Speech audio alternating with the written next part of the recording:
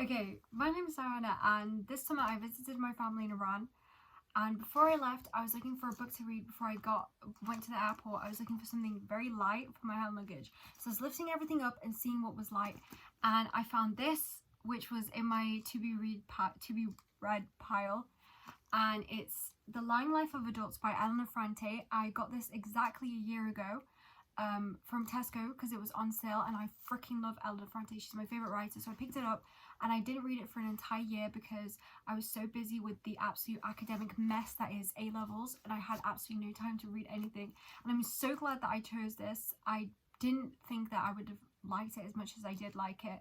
I would definitely say if you're just coming off the high of reading My Brilliant Friend or the Neapolitan novels and you're just looking for something similar than that, you don't need to look anything further than Ferrante herself. I mean, like, I absolutely demolished the book and I made loads of notes, and there are just so many things to talk about. Okay, so if you haven't read The Lying Life of Adults, it's basically a coming-of-age story about a young girl called Giovanna who grows up in a pretty privileged household in Naples.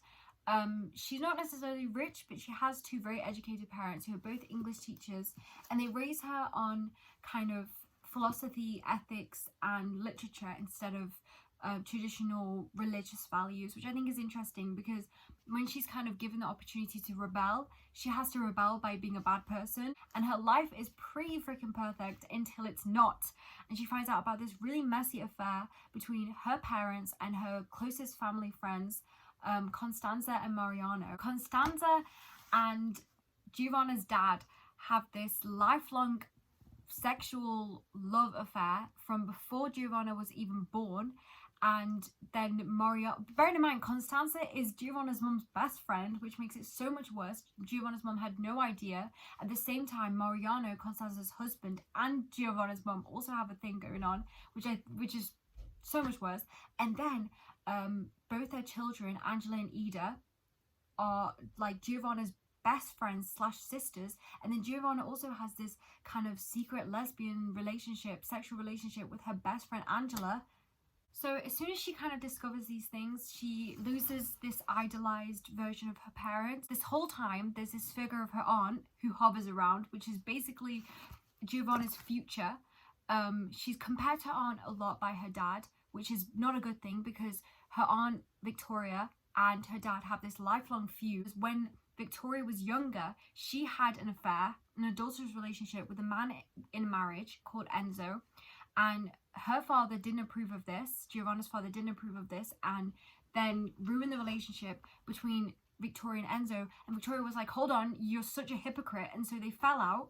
The whole book basically is kind of a journey of Giovanna trying to run away from her future, which is becoming Victoria, this kind of awful, obnoxious woman who spends her entire life just being an absolute nuisance to everyone around her. And kind of Giovanna spends the whole book trying to escape this, and in the end, does she? I won't spoil it for you, but if you haven't read it now, you should freaking go read it because it's such a good book, and I guarantee you won't regret it. And there's so much discourse to come from it. Okay, so I've made a really big list of the key themes of the book, which I want to talk about. I made a lot of discussion points. Now, Victoria's Giovanna's aunt, and Enzo is the man who was in a married relationship with children when they got together. And basically, when Victoria first introduces Giovanna to this relationship, she romanticizes the fuck out of it. She describes it as this absolutely beautiful love affair between the two, even though he was married with children. The concept of desire and sexual betrayal is like constantly being tossed back and forth between immoral and admirable. And at the start of the book, it starts off as extremely admirable, and kind of Victoria introduces Giovanna from a really young age of this idea of fucking. She's practically indoctrinated into thinking the affair is something powerful and something admirable and something desirable.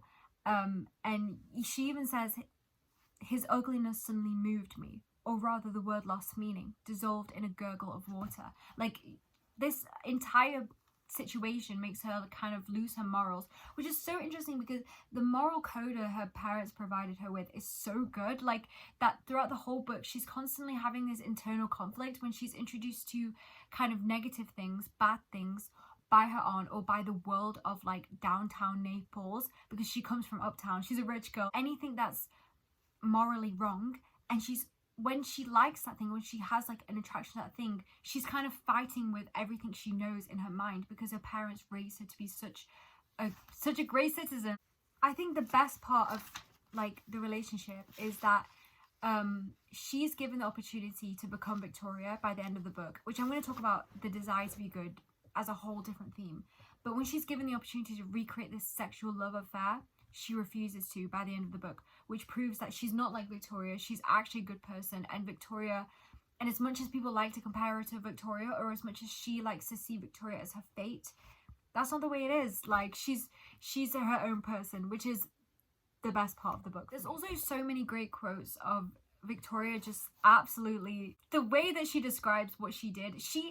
I feel like Victoria is really a bad person. Like, there are a lot of people in this book who do bad things that I really truly believe are good people, but Victoria is not one of them, because she's never held accountable for what she did. She ruined an entire family's life, and obviously she's never ever seen the consequences of it. She committed adultery, and Enzo was just as guilty, obviously, but he died. The wife of Enzo with the children, she befriends Victoria and then allows her into her home to kind of become like a second mother to her children, and it's just such a mess. And Victoria goes this whole time thinking that what she did was okay because it was driven by love. There's also I'm not really accustomed to Italian linguistics, funnily enough.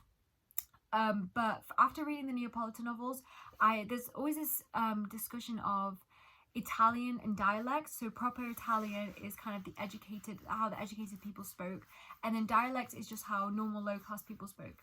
And obviously everyone in downtown Naples, everyone in the depths speaks dialect, and Giovanna is raised only speaking proper Italian, and she's kind of shunned for this when her aunt says, I remember she said something like, you don't know anything. You speak Italian, but you don't know anything. And then Victoria says to her, love is opaque, like a glass in a bathroom window.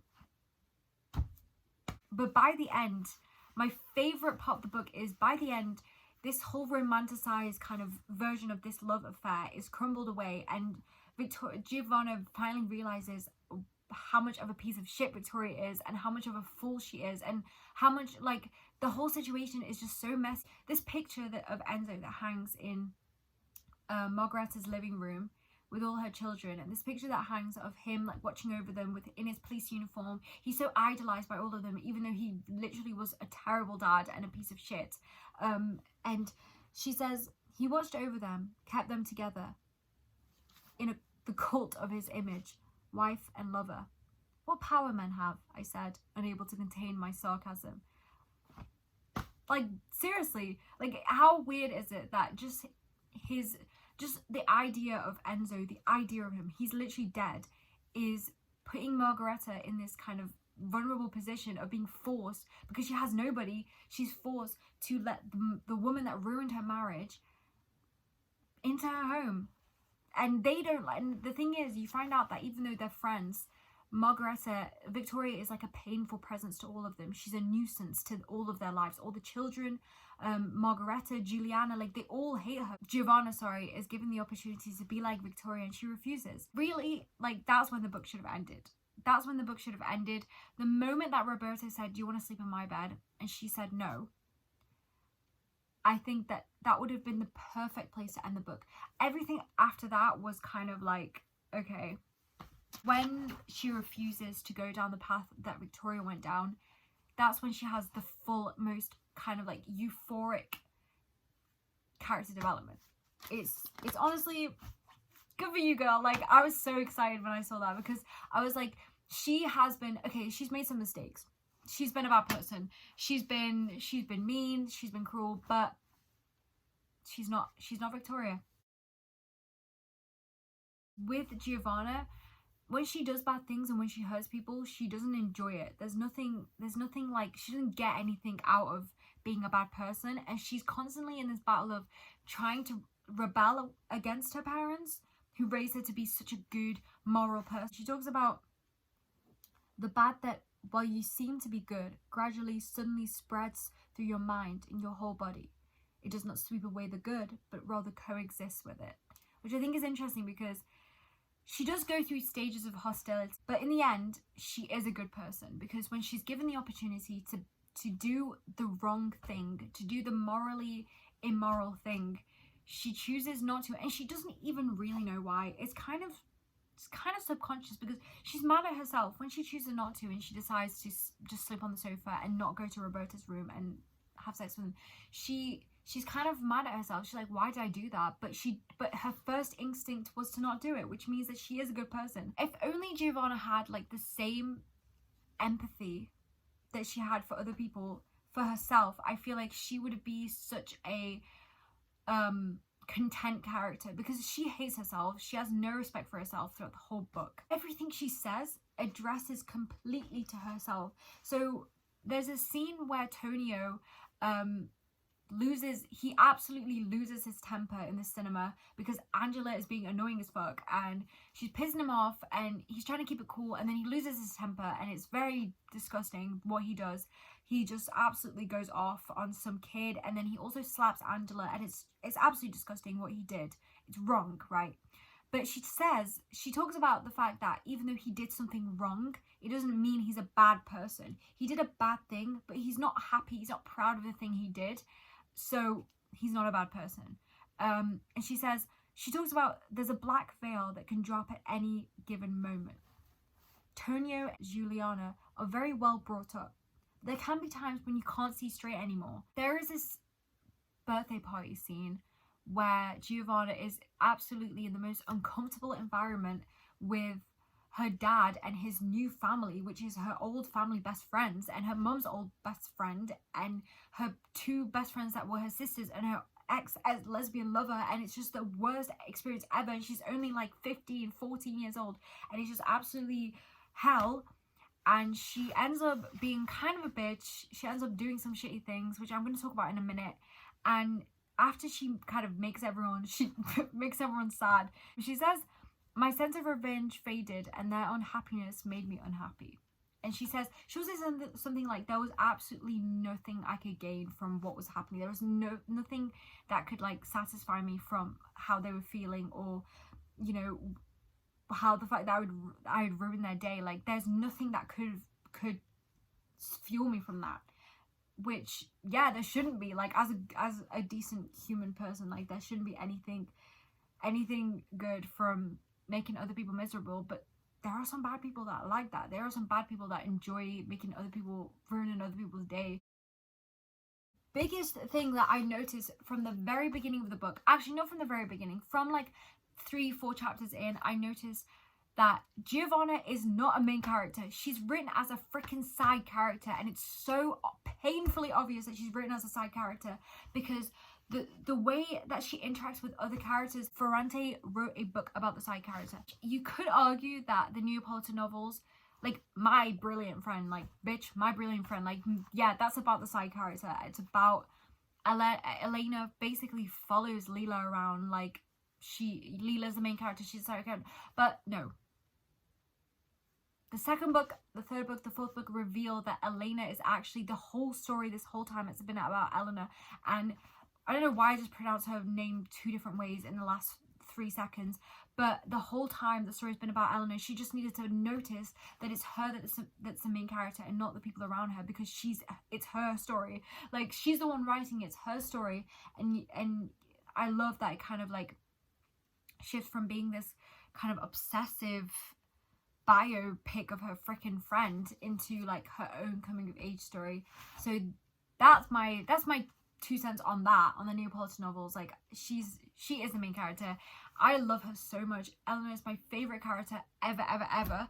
But Giovanna, she's not the main character. The birthday party scene, I remember there was one part when she whispers something in Ida's ear. She says, I went as far as to whisper into Ida's ear, it's your birthday and Mariana's not here.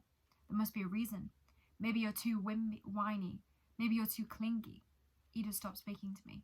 Her lower lip trembled as if I'd slapped her. I feel like in that moment, Ida was the main character. Ferrante zooms in on this person, and I feel like just from that scene, when she would go as far as to whisper in someone's ear on their birthday as they were about to blow out their candles, that why is your dad not here? Why is your dad not here? Like, that's I'm not gonna lie, that's Ida's day. That's Ida's day. That's Ida's story. And Giovanna doing that, she's a side character. She's an antagonist. She's a bitch. She's whatever. Like, from that moment, I kind of noticed it, and then I noticed it, and I was like, you know what, whatever. But then later on in the book, she positions herself in the lives of Juliana, who is Margaretta's daughter. So Enzo and Margaretta, Enzo being the man her auntie committed this adulterous relationship with, his daughter Juliana is going out with this pastor, Roberto, who, like, Giovanna, first of all, you're a lesbian, but second of all, she has this idealized vision of Roberto, never ever sexualized, never once sexualized. He's literally God. He is literally God, and it's so ironic that he's a pastor, because she literally idolizes him to the point that he is a god in her mind. He's holy in her mind, and she has like this obsession crush with him, but I really don't think she's in love with him. I think she's in love with him. It's kind of like, you know, when people before, like, girls come out and they just only have crushes on like fictional characters and never a real person, and only fictional characters and celebrities, and they will never be attracted to a real person in real life that they would have to meet and interact with. Roberto is that.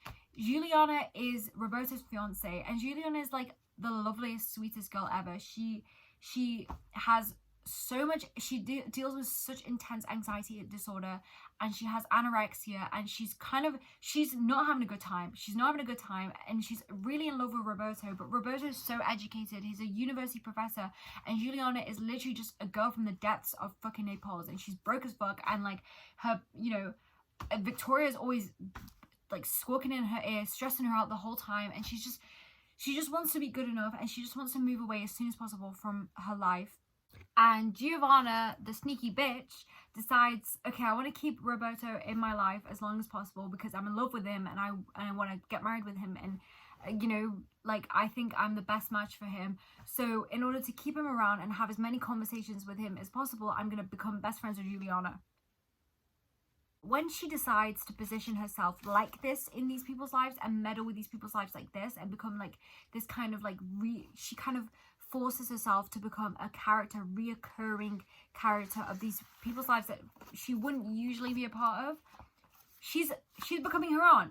But like it or not, you are becoming Victoria. You are becoming, you're just feeding into the prophecy of what you are going to become. And she says, okay, I had to stay near Roberto discreetly. I had to make myself loved. I had to learn more and more of the things that were important to him. I had to get a job that wasn't too distant from his, teaching in university, maybe in Milan, if Giuliana won, in Naples if my aunt won. I had to act so the relationship of the couple that lasted forever, patched up with the holes myself, helped them bring up their children. In other words, I decided conclusively that I would live on their preferency, content with their crumbs. Then, without intending to, I fell asleep again. It's weird to me because she won't even allow herself to have it all. If she was really, really set on it, she could be like, okay, well, I'm going to go up to Roberto tomorrow and I'm going to say, marry me right now, or I'm going to try and have sex with him and ruin their relationship and get with him, and then we're going to be with each other forever, and Juliana's going to be out of the picture, and we're going to have everything that I wanted to have. But instead, when she's literally romanticizing, or like fantasizing, she's fantasizing the success and happiness of Juliana and Roberto, and imagining herself as a side character in her own fantasy. Even she doesn't view herself as the main character. Even she sees herself as like the kind of side hover character, the Victoria, you could say. One of the like biggest controversies of Ferrante is that she's a man. People think that because obviously like Ferrante is a pen name and it's an alias, sorry, and Ferrante could be anyone. People keep saying that she's a man, which is just such bullshit. It's such bullshit, because there are some things in this book that there's absolutely no way a man could have written this shit. Like, absolutely no way. Like, there's this one depiction of girlhood, the sweetest depiction of girlhood, that's basically about like Angela, Ida, and Giovanna at sleepover when they're like kids, and like I feel like it was Ida or something that said, I want to talk forever. Like, guys, let's not go to sleep. I want to literally stay up all night and talk. And then Angela's like, no, I want to go to sleep, shut up. And then she says, after a few laughs, there was only the sound of rain against the windows. Like, how could a man know about that? How could a man know so specifically about a girl's sleepover? Because that is exactly what happens. Like, that is exactly what happens at a girl's sleepover.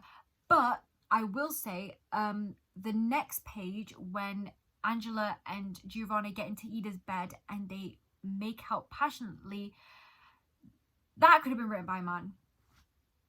I don't know really what to say about Angela and Giovanna's relationship, because it's not really directly addressed. I feel like Giovanna is definitely a lesbian. Even though she has this obsession with Roberto, like, girl, you're gay. She's disgusted by men, and that's the truth. Like, girl, first of all, aren't we all?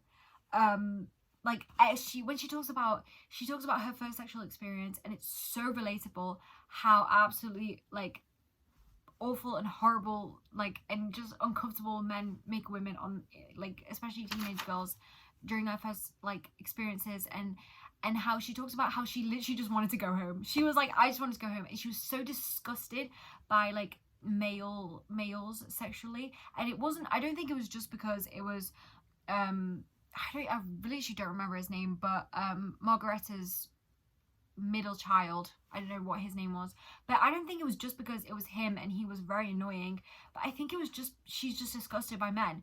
And the reason that she's so attracted to Roberto is because she doesn't see him in a sexual nature. I hate the way that Ferrante, she kind of like, I don't know, the relationship between Angela and Giovanna just really dies out, and it's treated so, I don't know, I don't like the way that she treated it, because when Angela, who's this really shallow character and just becomes like she honestly becomes the worst. She becomes the worst. But like, Angela is the one that tries to reignite this love between them when they're teenagers. And she's like, why don't you kiss me like we used to kiss?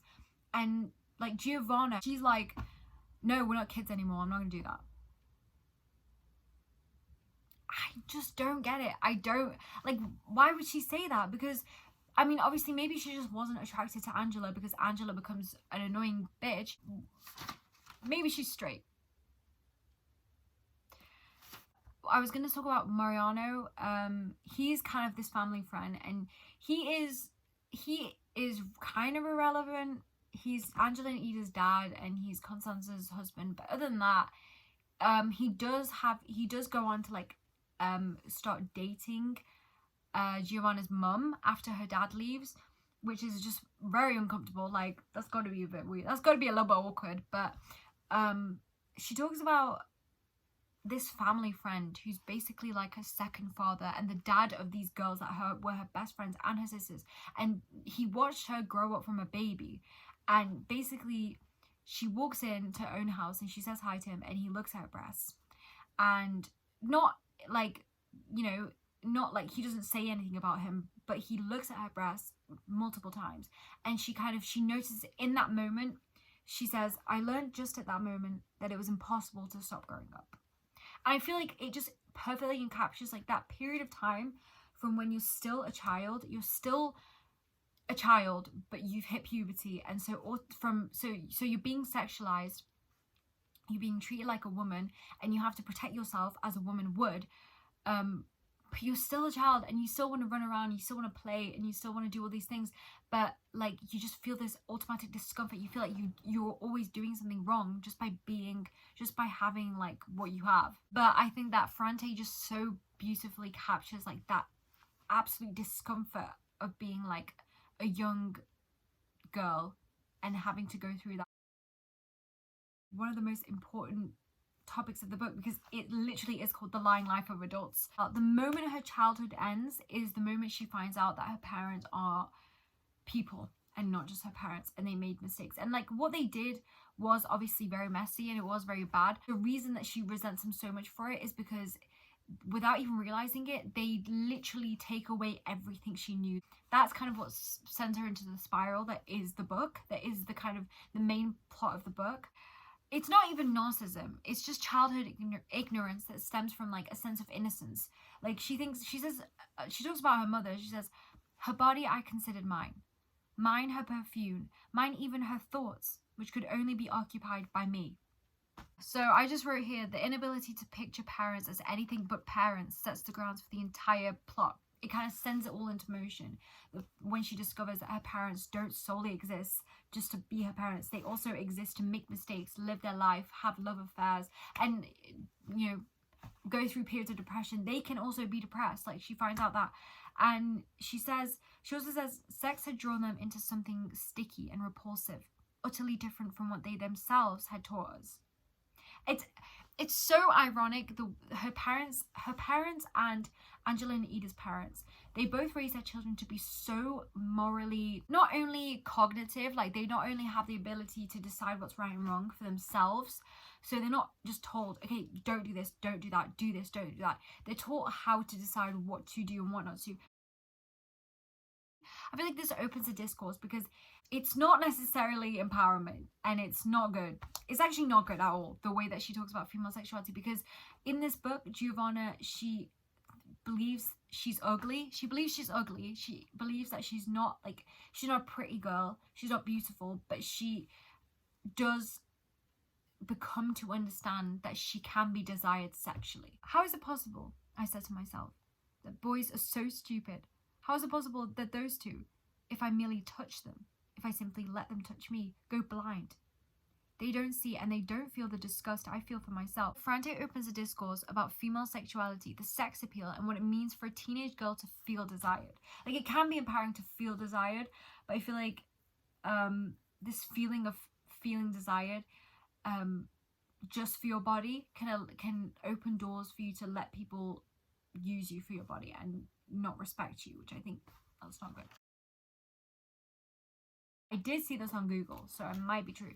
But a MacGuffin is an object, event, or character that serves to keep the plot in motion, despite usually having little importance. And that is the bracelet. A bracelet, who gives a fuck about a bracelet? But in this book, is a very important object that kind of not only sets the plot in motion, but it also, it's passed around the characters like a weight of significance. Each person that owns it has a spotlight placed on their character. Here was a bracelet, already following the path of a new story full of consequences. The object, in a few seconds, became an essential part of the feud. It fueled the fragments of their hatred. I don't know. I just thought it was really interesting. Maybe the bracelet is some sort of metaphor. I don't know. I've been talking for like 40 minutes, and I feel like let's just leave it at that. You should definitely read it. I read it. I absolutely butchered the fuck out of it. I ripped it apart. Like, I loved it. The only thing I would say is the ending, the final sex scene, I wasn't a fan of. I'm currently reading Troubling Love. And I definitely will probably need to be talking about that when I'm done with it. But I also, before I go to uni, I want to reread the Neapolitan novels, and I want to do a fucking series about them because I have so much to say about them. They're literally one of my favorite series ever. So I'm gonna talk about them too. But yeah, I hope you enjoyed this.